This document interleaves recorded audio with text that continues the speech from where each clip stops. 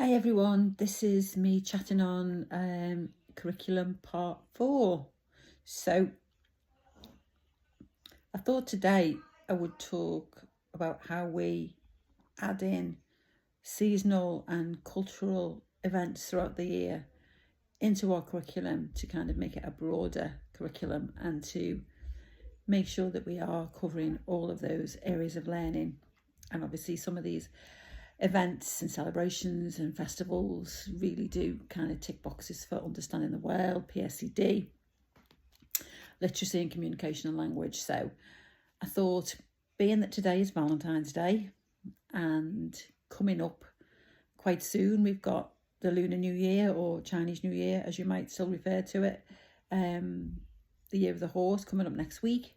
We've also got the start of Ramadan. And then coming up in March, we've got World Book Day, before we get to kind of Easter in April. So when we think about those events, and you might have others, you might have local celebrations, local events, your community might, celebrate all kinds of different things.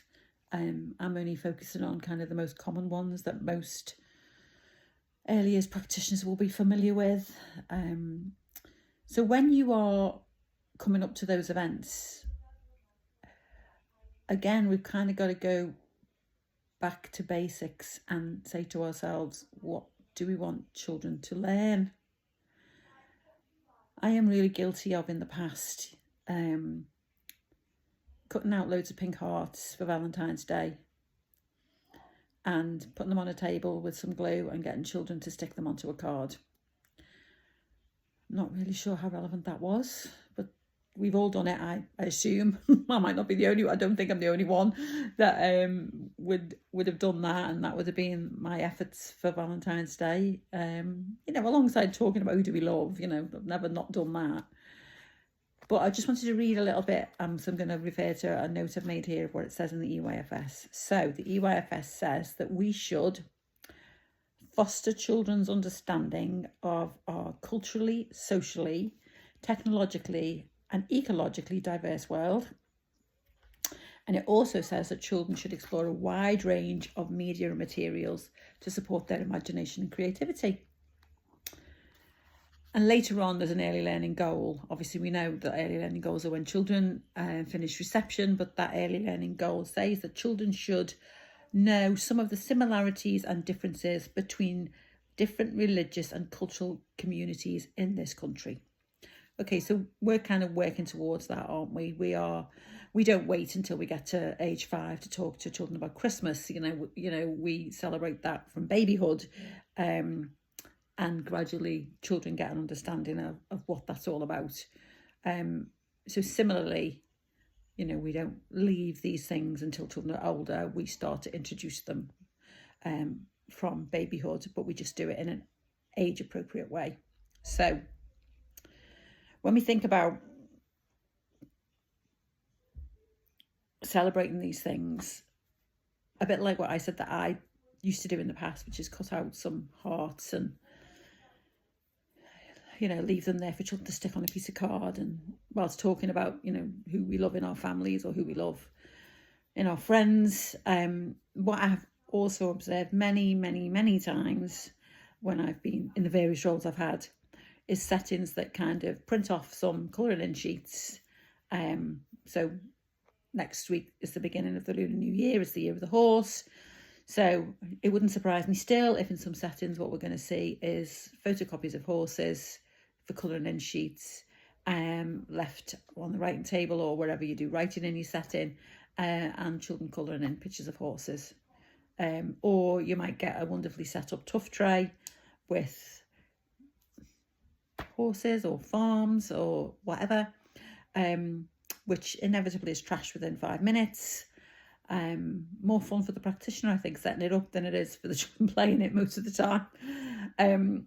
Or I've seen, again, for Lunar New Year and for Valentine's Day, to be fair, both similar, I've seen randomly filled tuff trays with red spaghetti, cooked spaghetti, the logic of which is beyond me, how that relates to either of those cultural events. I'm not sure what red cooked spaghetti does.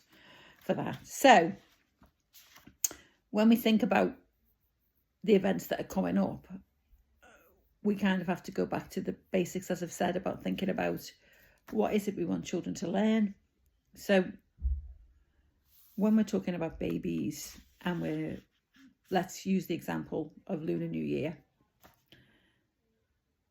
What do we want babies to know about Lunar New Year? What is it we want children to learn from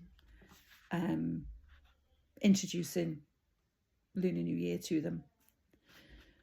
Well, I would say for babies and young toddlers, all we're really doing is introducing the idea of a simple story. We're sharing a lovely, cosy board book or two, one-to-one, hopefully at that age range.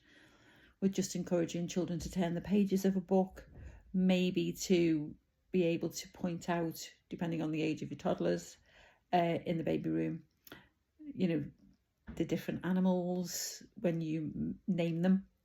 And